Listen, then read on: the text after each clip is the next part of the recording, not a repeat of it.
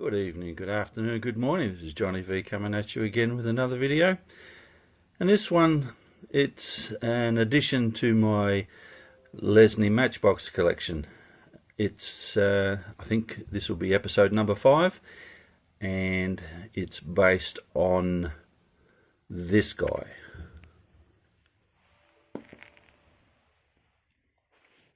Yes, the Matchbox motorized motorway.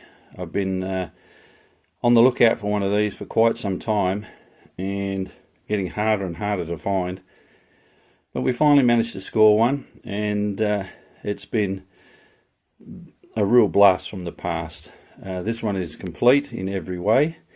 It came with the transformer for the Australian use, and it also came with a couple of boxes of the little clips that go underneath your standard cars, and we've had a bit of a play with it to see how it all works, and it does function. So I will show you an open box on it and all the bits within it, and we'll go from there. Alrighty, so there's our little transformer to run the Australian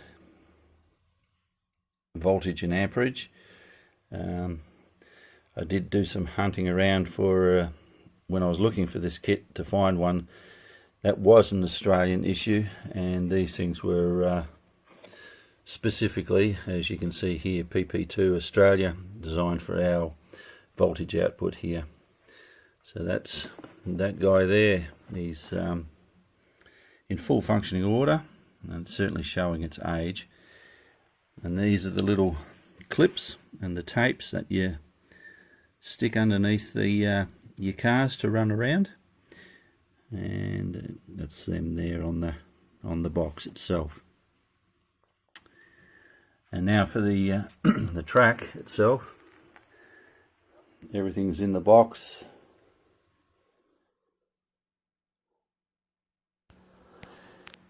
We have the 1 and 2 controllers. We have the track runner there that sends the coil through. A little brochure on all the layouts. We have our half tracks, our straight runs, a couple more boxes of spares, and braces, and the little rooms where the sit by the track and where you run your power line through for the track to work through. And we've got, get them out where you can see them there, arch supports. We have a Matchbox motorway to tell you about the extension set, which I would love to find, but it's and then you can create all the different versions of the layouts. And this one telling you all your components.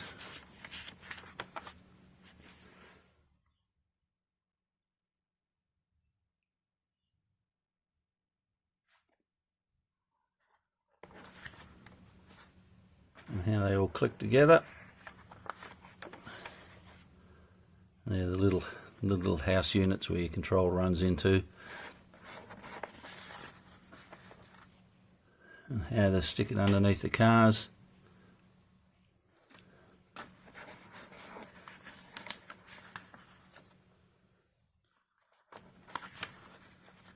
And with this particular set, the different layouts you can run it through. Now I do have one car in the thing already, and there it is mounted up underneath, and that's the Opel Diplomat.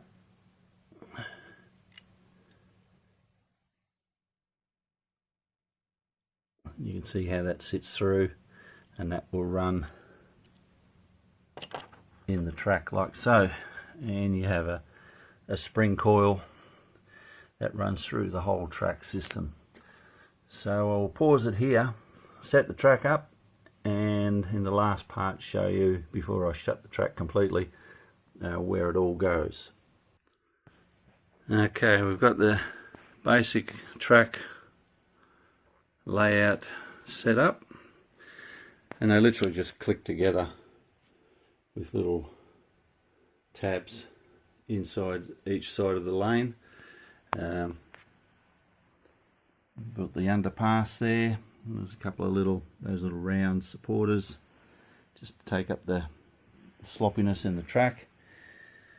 And coming back to the beginning, this is the drive system. It's a long spring that runs the full circuit of the track, and it has a little clip here, and you can just see that that spring coming through here now, and that's already been fed right round. So I'll join those two together and then get the next stage connected. Okay, as you can see now, the little drive engine is connected into the spring line via a big cog under here, and then we've connected it up to the power.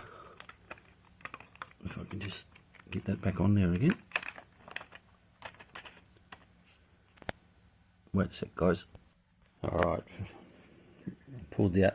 I haven't put double springs on, I've only done the single spring, but there's the gearing mechanism, and that big cog is the one that links up with the chain as the little motor runs around. And that's pretty much how it's set up. I'll get that out of the way. And this little tool here is your pin setter. So you put your tape and your pin set there, and then when you mark your, oops, sorry, get in film, then you can put your car on. I think it's one way or another it goes, and it should, yep, there we are. And that lines up exactly where your pin's supposed to be on the car. And we're connected up to our transformer and our little handset ready here. So we shall pop the car on the track. I'm not sure which direction this is going to run at the minute, so will be a learning curve. Alright, and oh, helps if I switch the power on. Alright, power's on.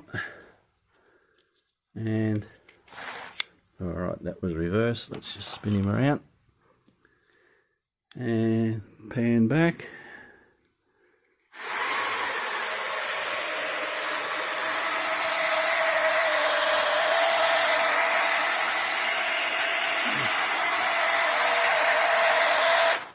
And you can do drifts, and you pull him back up again. It is noisy because the chain, or the spring that runs around inside the plastic, is quite noisy. Obviously, there are dry silicone sprays which I've heard about, which I might have to put on it just to help it run. But yeah, we'll run the old girl around. We can go slow.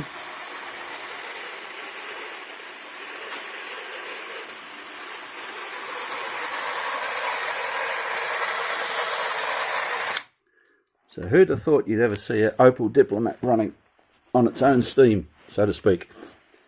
Alright, let's have another crack at this.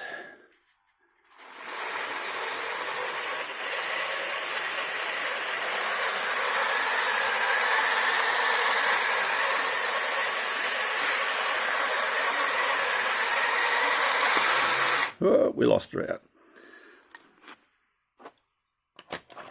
Set it back on. And we'll go again.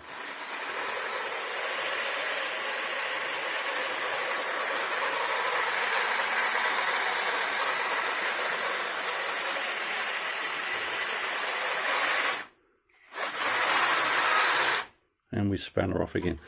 But there you go, guys. That's basically the joy of my toy playing here. This is was an amazing set to have, and something I really wanted to have in my collection of Matchbox stuff. And yeah, we've had some fun with it already, my son and I. When I first got it, it was about a year ago now, but I've just been saving the right time to do a video for it. And it comes with extension sets. You can make it obviously bigger, as I showed you the plans. And what else to be said about it? I've got a couple of bags of replacement coils to run around the track, and so far so good. I haven't had any issues with it. It is showing its age. I mean, even the controllers and things, I've had to do some repair work in it, but the wires have they're starting to fatigue, and when they wrap up in the plastic, unfortunately they cause issues of plastic melt. But it's a great thing, and it's not your your Scalextrics, and it's not your digital power. This is pure on hands-on mechanical fun.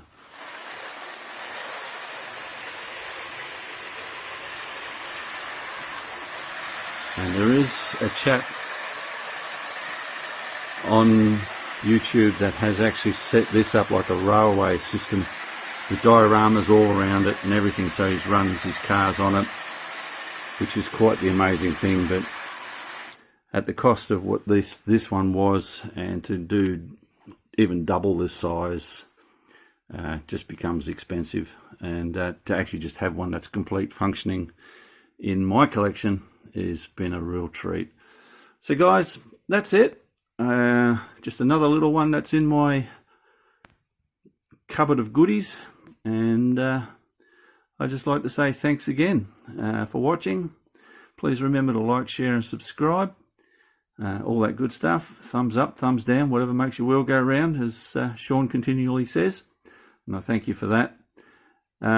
Thank you again to all my past subscribers who are still with me, and all the new ones that have come on in the last week or two. Again, thank you very much. Thank you really very much. It's great to know that what I have and what I can show you and what I do is enjoyable by all of you. So this is Johnny V saying bye now.